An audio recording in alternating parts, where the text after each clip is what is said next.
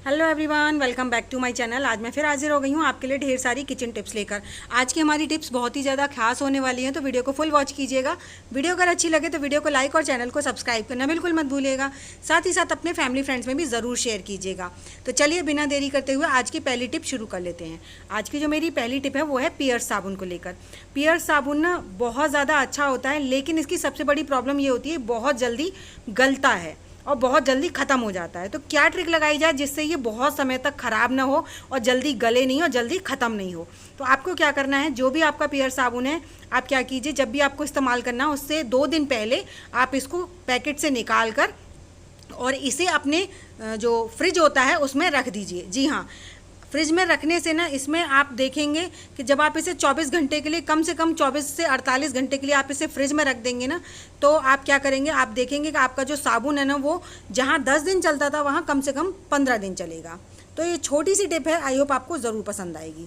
तो चलिए इसी के साथ बढ़ते हैं नेक्स्ट टिप की तरफ। नेक्स्ट टिप है मेरी ग्रॉसरी बैग और साबुन को लेकर। इस तरह के जो हल्के वाले ग्रॉसरी बैग्स होते हैं ना, जो पॉलीथीन की जगह पर मिलते हैं कई बार, तो उनका यूज़ हम बहुत अच्छे से कर सकते हैं। आप इन्हें कई तरीके से यूज़ कर सकते हैं। आज मैं आपके साथ एक तरीका शेयर कर रही हूँ जो आज से पहले आपको किसी ने नहीं बताया होगा, लेकिन वो बहुत ज़्यादा काम का है। तो आपको क्या करना है, ग्रॉसरी बैग जो भी है आपका, इसे कट कर लीजिए पहले। और अगर आप चाहे तो एक बार में पूरा ग्रॉसरी बैग का इस्तेमाल कर सकते हैं, और चाहें तो आप इसका आधे का कर सकते हैं। तो मैं आज अभी आधे का कर रही हूँ क्योंकि मैंने बहुत सारा पहले से ही बना के रखा हुआ है। तो यहाँ पर मैं सिर्फ आधे इससे बनाकर आपको दिखा रही हूँ, जो कि आपके घर से लेके, किचन से लेके, बच्चों से, हस्बैंड से, मतलब घर में XYZ सबके ज़्यादा काम आने वाला है। तो या हमने जो ग्रॉसरी बैग का एक हिस्सा लिया है ना, इसको हल्का सा गीला करके और इस पर खूब सारा साबुन लगा लीजिए। साबुन आप लाइबॉय लगा लीजिए या कोई भी नहाने वाला लगा लीजिए, कपड़े धोने वाला मत लगाइएगा। और खूब अच्छे से इस पर आप साबुन लगाकर इसे इस तरीके से जितना मतलब इसमें लग सकता है उतना साबुन लगाकर आप इसे छोड़ दीजिए। और इसे आप पंखे में रख दीजिए, या धूप निकल रही है तो धूप में रख दीजिए, बहुत जल्दी सूख जाएगा। आपको इसे सुखाना है साबुन लगाने के बाद। तो ये देख सकते हैं साबुन लगाने के बाद ये सूख चुका है। तो अब हम इसको कट कर लेते हैं। कट करने के लिए आप अपने अकॉर्डिंग इसके साइज़ रख सकते हैं। मैं यहाँ पर थोड़ा छोटे छोटे साइज़ के कट कर रही हूँ, आप चाहें तो इसे थोड़ा बड़े साइज़ का कट कर सकते हैं। तो यहाँ पर हमने इस तरीके से इसे फोल्ड कर लिया है। फोल्ड करने के बाद इसे काटना थोड़ा आसान हो जाएगा। ये जो ग्रॉसरी बैग होते हैं ना, काफ़ी पतले होते हैं और इनके अंदर हमने जो साबुन लगाया है ना, वो काफ़ी अच्छे से जो है सोख लेते हैं, जिससे कि हम इससे अपने घर में, आप समझ ही गए होंगे, हमने इसके बना लिए हैं अपने बच्चों के लिए समझिए, या अपने लिए समझिए, या हस्बैंड के लिए समझिए। यहाँ पर हमने ये बना लिए हैं जो टिश्यू पेपर सोप होते हैं वो। तो यहाँ पर हमने सोप बना लिए हैं। अब इनका क्या है, आपको मैं एक यूज़ करके दिखाती हूँ। आप इन्हें कहीं पर भी डब्बे में भर के रख दीजिए या पॉलीथीन में भर के रख दीजिए। आपके हस्बैंड ऑफिस जाते हैं उनको दे दीजिए, बच्चों को स्कूल के लिए दे दीजिए, या फिर आप कहीं बाहर जा रहे हैं तो सफ़र में आप इन्हें लेकर जा सकते हैं। जिससे आपको क्या करना है कि आपका ना जब भी हाथ धोने हो तो आप बस इस पर क्या कीजिए, एक डालिए, थोड़ा सा पानी डालिए, और पानी डालने के बाद आप इसे अच्छे से रब कीजिए।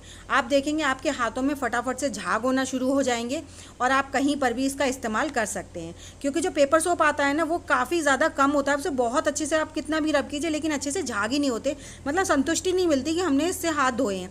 लेकिन ये जो आपने घर पर बनाया ना, इसमें खूब सारे झाग होते हैं और खूब अच्छे से क्लीन होते हैं हाथ भी। और जो भी इसका पेपर बचा है इसे आप फेंक दीजिए डस्टबिन में और अपने हाथों को अच्छे से क्लीन कर लीजिए। तो है ना छोटी सी टिप, लेकिन बहुत काम की है। आई होप आपको ये ट्रिक भी ज़रूर पसंद आई होगी। तो एक बार ज़रूर ट्राई ज़रूर कीजिएगा, तभी आपको समझ में आएगा कि ये ट्रिक कितनी काम की है। तो चलिए बढ़ते हैं नेक्स्ट टिप की तरफ। नेक्स्ट टिप है मेरी दिया बत्ती को लेकर। दिया बत्ती तो हम लोग डेली बनाते हैं, और कभी कोई लोग तो इकट्ठा बनाकर रख देते हैं और कई लोग इनको डेली टू डेली बनाते हैं। तो मैं इन्हें इकट्ठा बनाकर रख देती हूँ। तो बनाने के लिए तो सिंपल आप दूध का इस्तेमाल कीजिए। दूध से ना बहुत अच्छे से बन जाती हैं, और घी का भी बन जाती है, लेकिन दूध से ना काफ़ी इजीली बन जाती हैं। तो यहाँ पर मैंने रॉ मिल्क लिया है, उसकी मदद से मैं बाती बना रही हूँ। लेकिन ज़्यादातर क्या होता है, हम लोग इस तरह बाती बनाकर ना इनको ऐसे ही छोड़ देते हैं। तो उसमें सबसे बड़ी मिस्टेक क्या होती है कि जब हम इनका इस्तेमाल करते हैं ना, तो घी में डुब करके तो ये ना लुढ़क जाती हैं बातियाँ। तो जब इतनी सारी बातियाँ बनाई हैं तो थोड़ी सी मेहनत और कर लेते हैं। तो इस तरह से इनको ना बॉटम खोल कर ही रखनी चाहिए, जिससे क्या होता है, बच्चे जलाते हैं या फिर घर में जेंट्स लोग जलाते हैं ना, तो उनको थोड़ा सा इजी हो जाता है। वरना वो लोग ना आलस की वजह से बस ऐसे ही उठाकर घी में और रख देते हैं, जिससे बाती लुढ़कती रहती है और दीपक हमारा ठीक से जल भी नहीं पाता है। और थोड़ा थोड़ा आप दूध लगा देंगे ना, तो ये इतना अच्छे से बॉटम सेट हो जाते हैं, जिससे ना कि आपके जब भी आप दीपक जलाएंगे तो आपको कोई परेशानी नहीं होगी। तो छोटी सी ट्रिक है, आई होप आपको ये भी पसंद आई होगी। चलिए बढ़ते हैं नेक्स्ट टिप की तरफ। तो जो मेरी नेक्स्ट टिप है वो है जो नींबू होता है उसको लेकर। तो यहाँ पर मेरा एक नींबू थोड़ा सा ख़राब हो गया था, तो सोचा इसका ही इस्तेमाल कर लिया जाए, क्योंकि हमें तो नींबू का रस चाहिए और छिलका भी चाहिए। तो दोनों का ही मैं अलग अलग यूज़ करने वाली हूँ। तो वीडियो में एंड तक बने रहिएगा। वीडियो अगर अच्छी लगे तो वीडियो को लाइक और चैनल को सब्सक्राइब ज़रूर कीजिएगा। साथ ही साथ अपने फैमिली फ्रेंड्स में भी ज़रूर से शेयर कीजिएगा ताकि उनको भी हेल्प मिल सके। तो देखिए हमने यहाँ पर नींबू का रस जो है वो निकाल लिया है। अब हम क्या करेंगे, नींबू के रस का इस्तेमाल हम क्या करेंगे वो मैं आपको बाद में बताऊंगी। पहले फटाफट से नींबू के छिलके का इस्तेमाल कर लेते हैं। तो यहाँ पर मैंने दोनों नींबू के जो छिलके थे ना ये खोल लिए हैं कुछ इस तरीके से। अब इसमें हम क्या करेंगे, हम लेंगे बेकिंग सोडा, और बेकिंग सोडा का करीबन आधा चम्मच हम इसमें बेकिंग सोडा, दोनों जो हमने नींबू के छिलके काट के निकाले हैं इनका जूस जो निकाल दिया है, इसमें हम आधा चम्मच बेकिंग सोडा डाल देंगे। तो चलिए अब इसका इस्तेमाल कहाँ पर, कैसे और किस लिए करना है वो भी देख लेते हैं।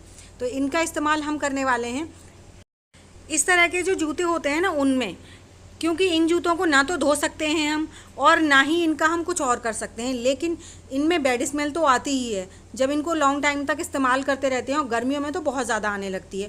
तो अब इनको हम धूप में भी नहीं रख सकते क्योंकि इनका कलर फेड हो जाता है, और इनको हम पानी से भी नहीं धो सकते हैं। तो उस टाइम पर आपने ये जो नींबू के छिलके लिए हैं ना जिसमें हमने बेकिंग सोडा डाला है, उनको आप अपने इन जूतों के अंदर रख दीजिए। उससे क्या होगा, इनके अंदर जो भी बैड स्मेल होगी ना वो सारी ख़त्म हो जाएगी और आपके जो जूते हैं वो बिल्कुल बढ़िया तरीके से महकने लगेंगे। छोटी सी टिप है, आई होप आपको ये भी पसंद आएगी। चलिए बढ़ते हैं नेक्स्ट टिप की तरफ। तो हमारा जो जूस था नींबू का उसी में हमने डाल दिया है 1 से 1.5 चम्मच के करीब विनेगर, और विनेगर डालने के बाद में आप इसमें 1 चम्मच भर के डाल दीजिए बेकिंग सोडा। जी हाँ, अगर बेकिंग सोडा नहीं है तो आप इनो का पाउच का इस्तेमाल कर सकते हैं। जैसे इनो का पाउच कभी कभार ना ऐसा होता है रखे रखे एक्सपायर हो जाता है, तो आप उसका भी इस्तेमाल कर सकते हैं। और अगर वो नहीं है तो आप इसमें 1 चम्मच बेकिंग सोडा डाल लीजिए। तो अब हमारा ये जो मिक्सचर है वो बनकर हो गया है तैयार। बस मैं इसमें एक चीज़ और ऐड करूँगी, डिटर्जेंट पाउडर। अगर डिटर्जेंट पाउडर है तो डिटर्जेंट पाउडर डाल लीजिए, अगर लिक्विड डिश वॉश है तो आप लिक्विड डिश वॉश डाल लीजिए, जो भी है आपके पास वो डाल लीजिए। लेकिन जो डिटर्जेंट पाउडर होता है वो हर घर में अवेलेबल होता है, इसीलिए मैंने उसी के थ्रू इसका बनाया है। जो भी चीज़ें मैंने ली हैं वो हमारे किचन में ही मिल जाती हैं। तो इससे हम क्या करने वाले हैं, कई बार हमारे ना किचन में आपने देखा होगा बहुत ज़्यादा फ्लोर गंदा हो जाता है, चिकनाई लग जाती है, या फिर गंदा मतलब चिकनाई की वजह से कई बार हमारा खाना पीना मतलब लंबे समय तक वहाँ पर बनता रहता है, तो चिकनाई की वजह से इतनी ज़्यादा चिकटी हो जाती है वो फ्लोर जो है, और उसे साफ़ करना बहुत ज़्यादा मुश्किल हो जाता है। तो उसके लिए ये सोल्यूशन बहुत ज़्यादा पावरफुल है। आपको क्या करना है, कोई भी स्क्रबर ले लीजिए जो ज़्यादा ना हार्ड हो ना ज़्यादा सॉफ्ट हो, और उसको इस सोल्यूशन में डिप करके आप अपने हाथों से रगड़िए, थोड़ा सा प्रेशर देते हुए। आप देखेंगे कि आपका जो भी फ्लोर है ना वो सारा फ्लोर बिल्कुल साफ़ हो जाएगा। तो इस तरह से आपके कितना भी गंदा फ्लोर हो गया हो बहुत इजीली क्लीन हो जाता है। भाई हल्की फुल्की मेहनत तो करनी पड़ती है, जैसे जब कोई चीज़ गंदी हो जाती है उसमें हल्का फुल्का तो एफर्ट लगाना ही पड़ेगा, तभी ये चीज़ें साफ़ होंगी। लेकिन ये जो सोल्यूशन है इतना ज़्यादा पावरफुल है।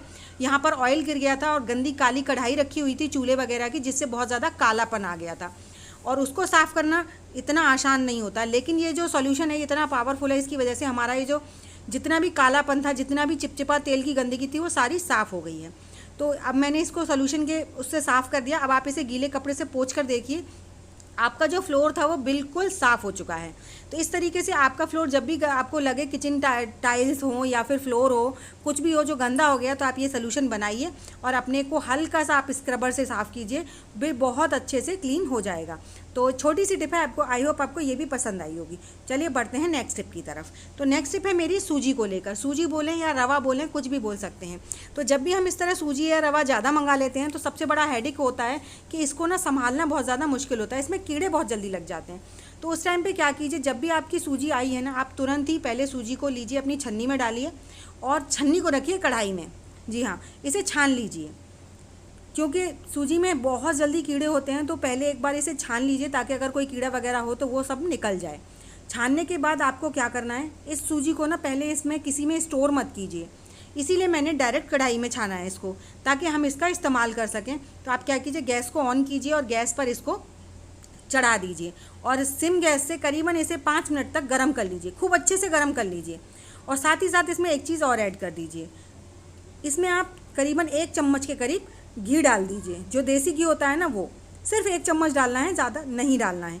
उसके बाद आप इस सूजी को करीबन 2 से 3 मिनट के लिए खूब अच्छे से गर्म कीजिए और गर्म करने के बाद आप इसे किसी भी कंटेनर में भर दीजिए। फिर चाहे आप इडली बनाइए, चाहे उत्पम बनाइए, चाहे कुछ भी बनाइए, हलवा बनाइए, कुछ भी बनाइए ना, तो टेस्ट में कोई फ़र्क पड़ेगा और जो सूजी है ना आपकी वो सालों साल तक ख़राब नहीं होगी। तो ये छोटी सी टिप है, आई होप आपको ये भी पसंद आई होगी। चलिए बढ़ते हैं नेक्स्ट टिप की तरफ। तो जो मेरी नेक्स्ट टिप है वो है लहसुन छीलने को लेकर। लहसुन छीलना ना बहुत ज़्यादा मुश्किल वाला या झंझट वाला बोलें तो काम लगता है, क्योंकि इससे ना लहसुन छीलने के बाद हमारे जो नाखूनों में जलन होती है ना, वो बहुत ज़्यादा असहनीय होती है। तो आपको क्या करना है, आपको जब भी लहसुन छीलना हो तो लहसुन का ऊपर वाला पार्ट कट कर दीजिए और नीचे वाला पार्ट कट कर दीजिए। उसके बाद जब आप छिलके को हटाएंगे तो आपको ज़्यादा मेहनत नहीं करनी पड़ेगी, बहुत ही आसानी से आपका जो लहसुन का छिलका है वो पूरा हट जाएगा। तो इस तरीके से आप चाहे ऊपर वाले पार्ट को, नीचे वाले पार्ट को कट करके जब छीलेंगे ना, तो आप पहली बार में ही आपको यकीन होगा कि आपका जो लहसुन है वो बहुत आसानी से पूरा छिल जाता है। तो ये छोटी सी जो ट्रिक्स होती हैं ना, ये हमारे मेहनत वाले कामों को आसान बना देती हैं, क्योंकि आज का टाइम है मेहनत से ज़्यादा स्मार्ट वर्क होना चाहिए, हार्ड वर्क से ज़्यादा स्मार्ट वर्क होना चाहिए। तो स्मार्ट वर्क कीजिए और अपने टाइम को भी बचाइए, अपने पैसे को भी बचाइए, दोनों चीज़ें ही बचाइए। आई होप आपको मेरी सारी ट्रिक्स पसंद आई होंगी। अगर पसंद आई हो तो प्लीज़ लाइक शेयर सब्सक्राइब ज़रूर कीजिएगा। साथ ही साथ मुझे कमेंट कर ज़रूर बताइएगा कि आपको मेरी सबसे ज़्यादा कौन सी टिप अच्छी लगी है। साथ ही साथ ये भी बताइएगा कि आप मेरी वीडियो किस गाँव या किस शहर से देख रहे हैं, ताकि मैं आपको थैंक्स कर सकूँ। तो चलिए ऐसी अमेजिंग टिप्स और ट्रिक्स के साथ मैं मिलूँगी आपको अपनी नेक्स्ट वीडियो में। तब तक के लिए बाय बाय।